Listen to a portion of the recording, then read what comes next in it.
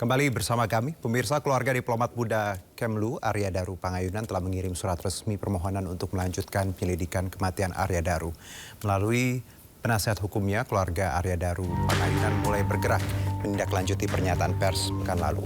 Keluarga ADP resmi mengirim surat pada Presiden Prabowo Subianto, Menteri Luar Negeri Sugiono, Panglima TNI Jenderal Agus Subianto, Kapolri Jenderal Listio Sigit Prabowo, dan Kapolda Metro Jaya Irjen Polisi Asep Edi Suheri. Surat berisi permohonan melanjutkan penyelidikan penyebab kematian Arya Daru Pangayunan. Pihak keluarga tidak menerima kesimpulan penyelidikan Polda Metro Jaya yang menyatakan kematian Arya Daru tanpa keterlibatan orang lain dan tidak ada unsur pidana.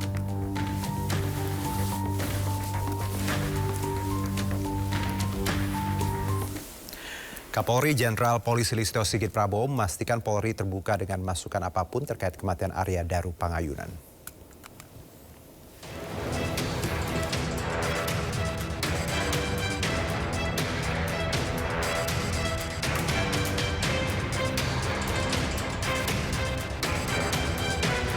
Sejumlah barang bukti yang disebut pihak keluarga Arya Daru Pangayunan bisa dijadikan tambahan materi penyelidikan. Bukti tersebut adalah amplop berisi gabus serta WhatsApp dan Instagram yang kembali aktif. Prinsipnya Polri terbuka untuk menerima masukan dari manapun. Sebelumnya, keluarga almarhum diplomat muda mengungkap kejanggalan baru terkait ponsel dan akun media sosial almarhum yang sempat aktif setelah ia dinyatakan meninggal dunia.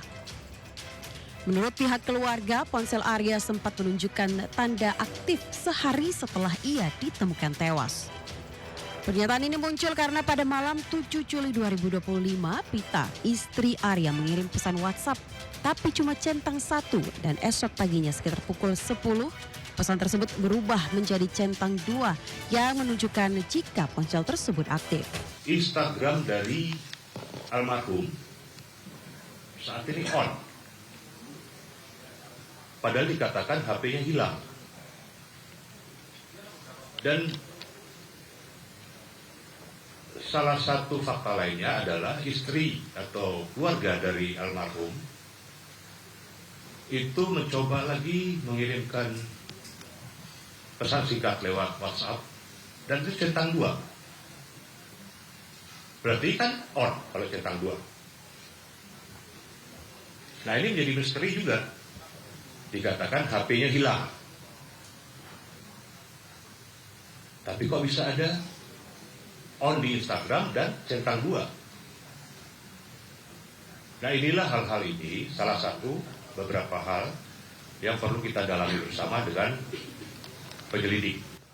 Keluarga ADP meminta penyelidikan kematian ADP dilanjutkan dan diambil alih Mabes Polri. Perjuangan tersebut didampingi 2 penasihat hukum, yaitu Nikolai Aprilindo dan Dwi Librianto.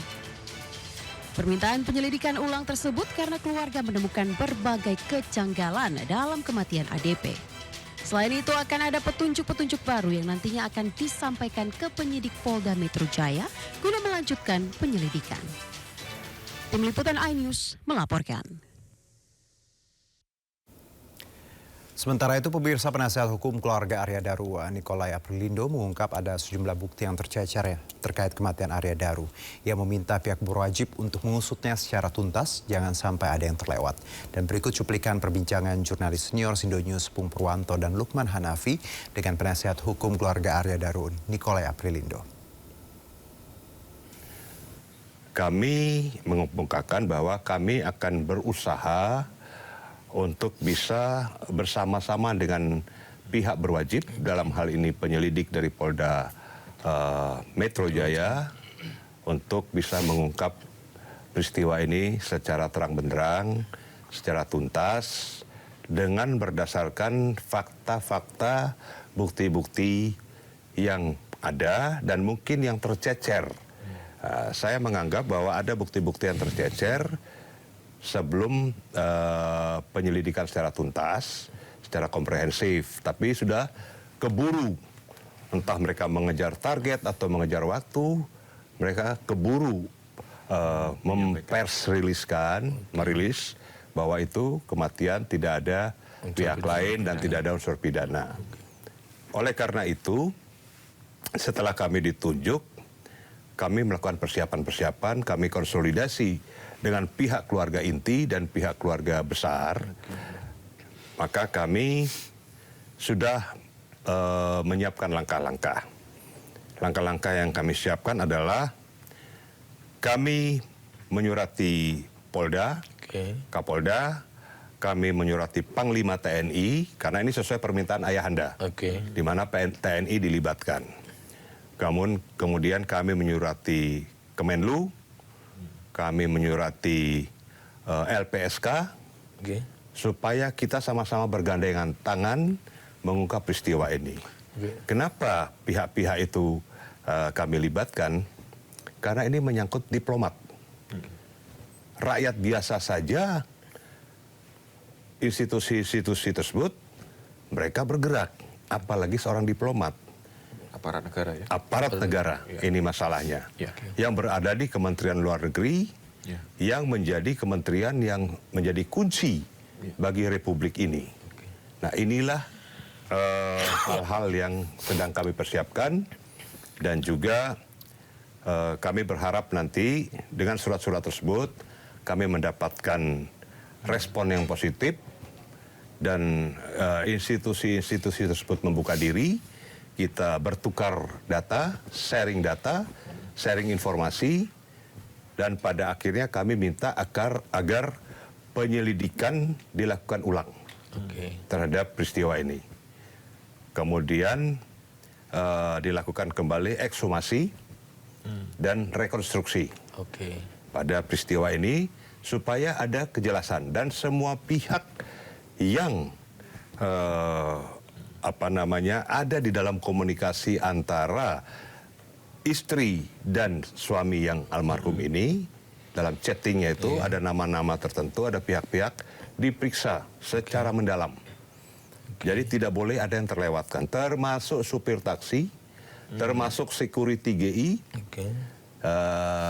termasuk security atau tempat pos blok. Kenapa saya sampaikan pos blok? Pos blok. Karena jam 12.43 rupanya almarhum bersama Farah dan Dion pergi ke sana untuk makan bersama. Sambil membicarakan perihal anak-anak yang akan diserahkan kepada Kementerian Sosial. Berarti mereka ada program.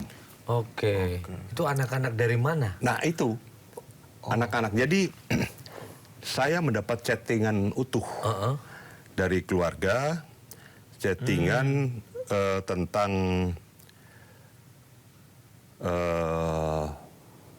almarhum, pembicaraan almarhum dengan istrinya.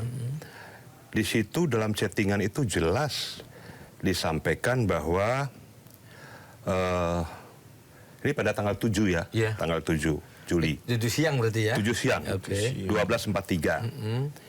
Aku diajak makan sama Mbak Farah sama Dion dari konsuler. Di tempat namanya Pos Blok, nggak jauh dari kantor, buat ngobrolin rencana rapat sama Kemsos, Kementerian Sosial, hari Kamis terkait pengangkatan anak. Nah, terus ditanya oleh, dia mengatakan bahwa akan makan mie ayam. Nah, jadi itulah pokoknya intinya mereka siang jam 12.43 itu sudah bertemu.